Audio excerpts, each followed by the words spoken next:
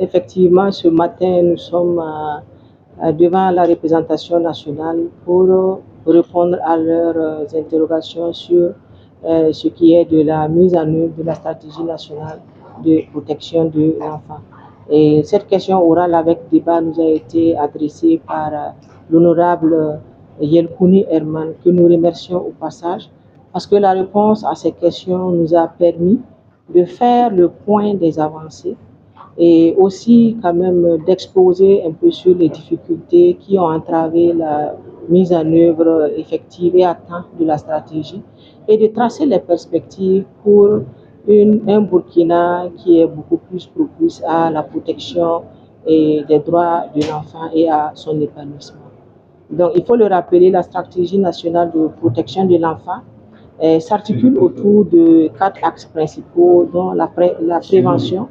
la mise en œuvre, le renforcement des capacités et le pilotage de la stratégie. Donc nous avons pu faire l'état des lieux, surtout pour ce qui est des 2 premiers axes. Nous avons pu en tout cas décliner devant la représentation nationale les avancées qui ont été enregistrées,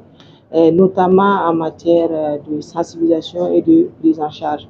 Nous pouvons dire que nous avons pu engranger les acquis, tels que plus de 200 000 personnes ont été sensibilisées sur la question des droits de l'enfant.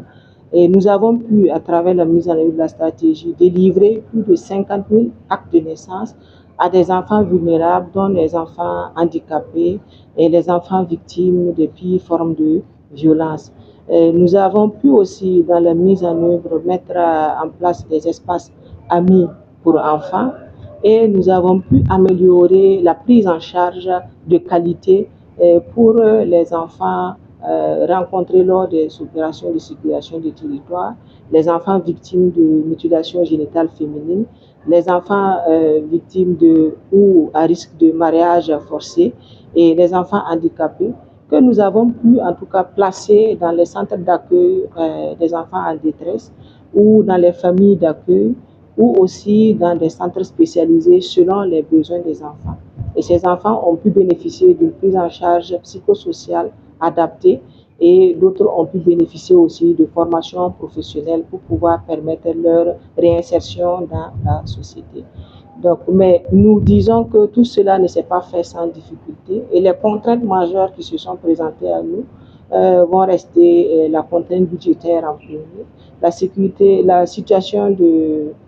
sécuritaire et humanitaire du pays et aussi le non-respect des engagements par certains partenaires financiers qui avaient pris des engagements dans le cadre de la mise en œuvre de la stratégie, mais qui n'ont pas respecté ces engagements et tout cela a constitué un frein pour la mise en œuvre de la stratégie. Pour ce qui est de la question de l'aménagement des aires de jeu que nous avons pu aborder, on est unanime sur le fait que l'aménagement des aires de jeu est assez crucial, que le besoin est là, il est réel. Et nous avons rassuré la représentation nationale que le ministère de l'Urbanisme et de l'Habitat a prévu ces aires-là dans ses schémas directeurs d'urbanisation. Il reste maintenant à travailler avec les ministères sectoriels concernés pour effectivement aménager ces aires de jeu pour pouvoir permettre à nos enfants d'avoir des lieux d'épanouissement dans les villes. Parce que nous remarquons que l'aménagement reste toujours embryonnaire et surtout ce public, le peu qui existe ne sont pas des privés et qui dit privé dit coût et l'accessibilité n'est pas toujours évidente pour certaines couches de la société. Et enfin, nous avons pu aborder la question aussi de la prise en compte des mécanismes endogènes dans la prise en charge de la petite enfance. Et sur cette question, nous avons quand même souligné la nécessité de pouvoir réactiver certains repères communautaires tels que la vie en communauté, la mise en place des espaces pour enfants dans les quartiers, et la création et l'amélioration des associations de voisins solidaires et aussi la mise en place de brigades communautaires de prise en charge des enfants qui pourront, comme les brigades Korokamba, qui pourront en fait suppléer les besoins en protection et en prise en charge de la petite enfance, surtout en ces moments où les 2 parents sont amenés à sortir pour travailler. Donc voici un peu le point de ce que nous avons décliné ce matin